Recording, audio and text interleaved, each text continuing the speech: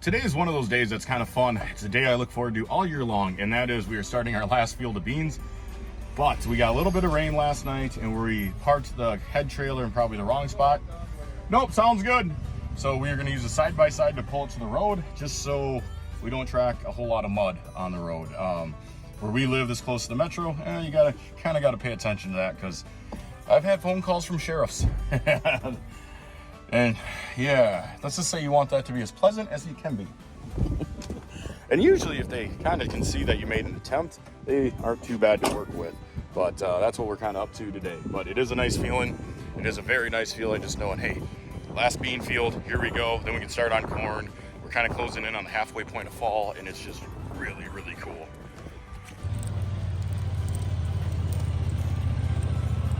Nice.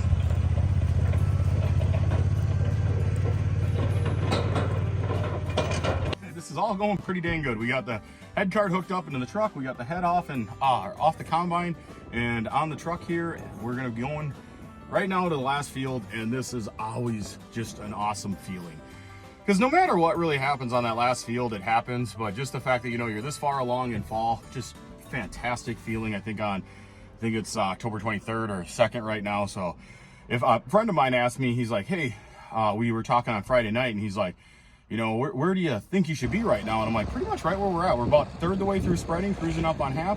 We're closing in on having about half the farm work done, or half the acres off. And so overall, pretty happy to be sitting here, because there's a lot of years we're not this far ahead. So pretty nice feeling. But I gotta go because they're gonna pick me up at the next field.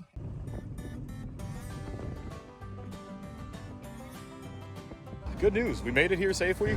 Last bean field, nice feeling. We got combine, head here, and I got everything full of fuel and greased up, and it should be good.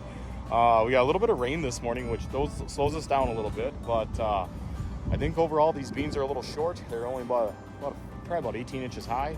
This was the last field we planted. This field actually here was a field that we tried no-till on. It's a very light sandy soil, like literally on the other side of me here is the gravel pit, and so it's a very light sandy soiled field. And so far last year we did our first field of no-till beans, and we really liked them. And this year we did this field, and so far I'm very curious to see how they yield.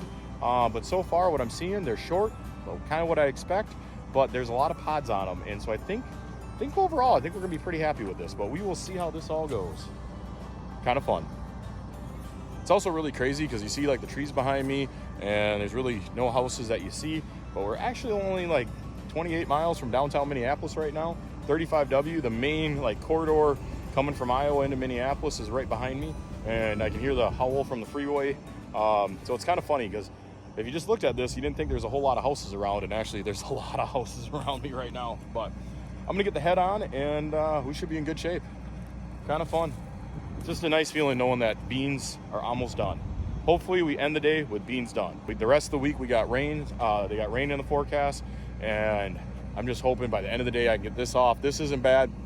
There's about 35 acres here between two fields, and so it should go well, but we'll just see. If that rain would have missed us, I would have known this would have gone well.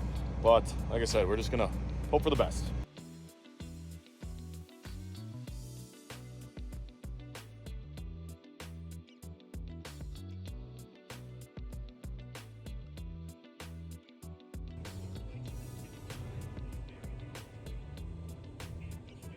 And so we just got into the field here, and it's kind of funny. It went about 100 yards, and you always want to get out, look behind the machine, see how it's doing. And I kind of thought this was going to be the field I had to make a million adjustments to, and it's going to be. You notice right behind the head, we have almost no beans on the ground, which tells me we got no head shattering. So we got that dialed in kind of right. But if I walk behind the combine, we have small little soybeans, and they're getting thrown out into a couple different rows, which tells me I got to slow my fan down. A good way of looking at a combine, it's kind of like a carburetor. Everything you do has both a positive and negative reaction. The goal is always to adjust it along the way and try to find that happy medium where you can get the machine to run the way you want it, and you don't lose anything out the back, and then you also don't get a whole lot of trash in the tank. And so going back to the carburetor theory, it is a lot like that, where sometimes you get it running perfect and the throttle or the idle's too high and you got to adjust that, and sometimes it's too low, and just combines are a lot like a carp. You're never gonna be able just to set it and get all the way through the season on that setting. We're gonna make some adjustments here and get back to it. If anything, I'm just happy it's going this good. I'm gonna make some adjustments and keep moving and see if we can't get it better.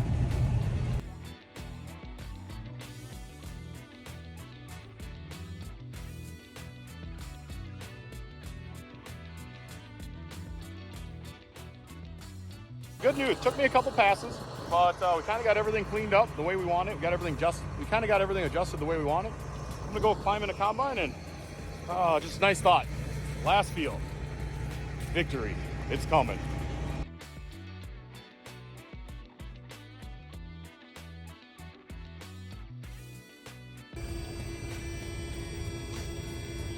Everything's going actually pretty good because it could have been way worse.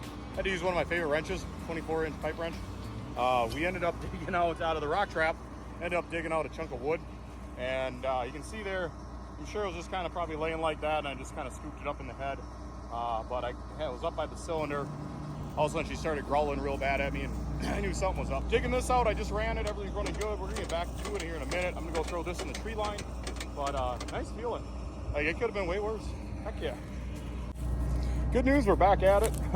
That chunk of wood's out in the tree line now, and the kind of neat thing, all the beans go through the header like that, and there's actually this little compartment, then it goes up what we call the feeder neck to the cylinder that does actually all the thrashing. And there's a little cabinet there, you kind of see a trap door, and that little trap door is what they call the rock trap. And usually it's designed, this machine's designed that if you catch something like that, hopefully you catch it there in the rock trap. Kind of gives it a little bit of a space as that's all spinning around really fast at 1,000 RPMs. It varies, but as that's spinning around, hopefully it goes there and doesn't do any damage to the cylinder.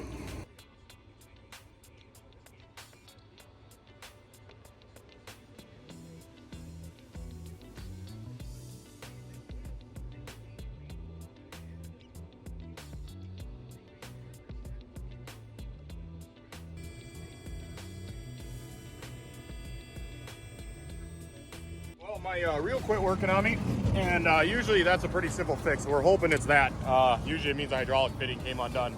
We're gonna check this and see how this all goes. First time this problem ever happened to me, I called John Deere, and luckily the tech that I talked to was just awesome to deal with. All that happened, see this little lever?